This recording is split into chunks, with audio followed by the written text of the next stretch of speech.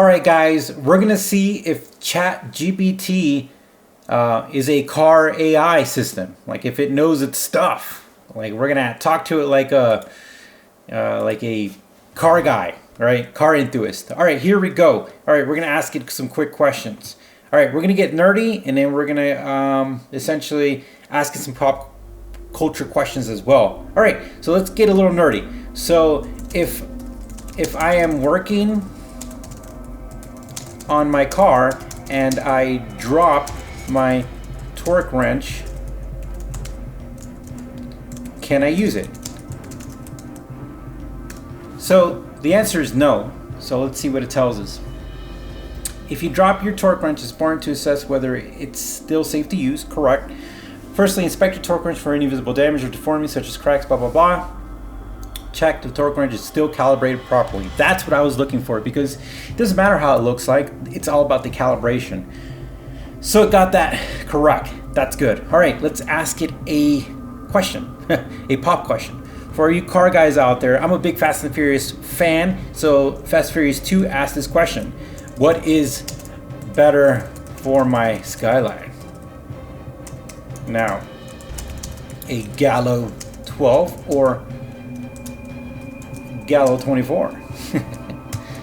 Now, if you guys know what I'm talking about, you laugh, because this was when Paul Walker was asking one of the police officers what's better for a Skyline, and the guy said Gallo 24, and he's like, I didn't know they made a drink. So I'm sorry, but I'm not entirely sure what you mean by Gallo 12 24. With more context, I'm able to provide a specific answer question.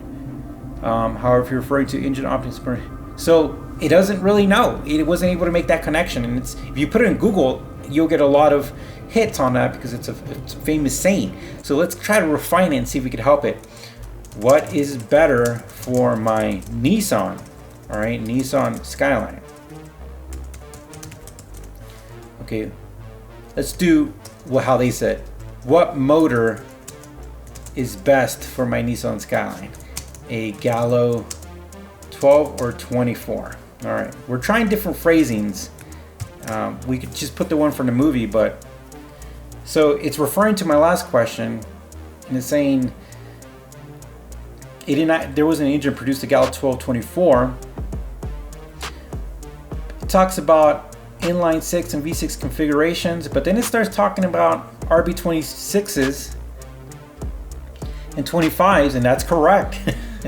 So it didn't catch that a Gallo 12 or Gallo 24 isn't an engine for the Skyline, but then it told us the right engine for the Skyline. So technically, they would be right. They would just be like, I never heard of Gallo 12, but I know about the RB26 and RB25.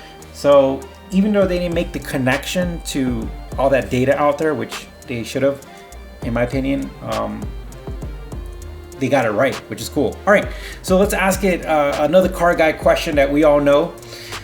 Should I hand wash my Ferrari or go through a high-tech drive-through car wash? Oh man, well, we see it on the internet all the time, people putting their expensive cars through there, and we all know what you're supposed to do. As a general rule, hand washing is usually the preferred method of washing a Ferrari on any other high-end sports car. Yep, that's correct. So now it's going to tell us why, and it kind of goes on a tangent, but some of this information is correct. It tells you why you should do it, but essentially it told us the right thing, which is good. Okay, all right. What is better for my engine? Let's see, Royal Purple. Oh, we're getting Mobile One or Coca-Cola. Let's see what it says. So notice that Royal Purple and Purple One are good. Coca-Cola. Okay. It says Coca has some cleaning additives. I mean, I don't think you'd be putting it. I mean, honestly, you should laugh and say, like, don't put Coca-Cola in there. It's not formulated to provide the necessary lubrication and protection that your engine requires. Well, yeah. I mean, it's good with tacos, I'll tell you that. All right, let's continue on. We're going to keep asking you some questions here. This is a lot of fun here. All right, so let's ask it. All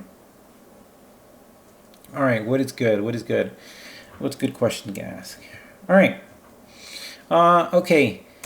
If I go to do a autocross event, what do I need to know? All right.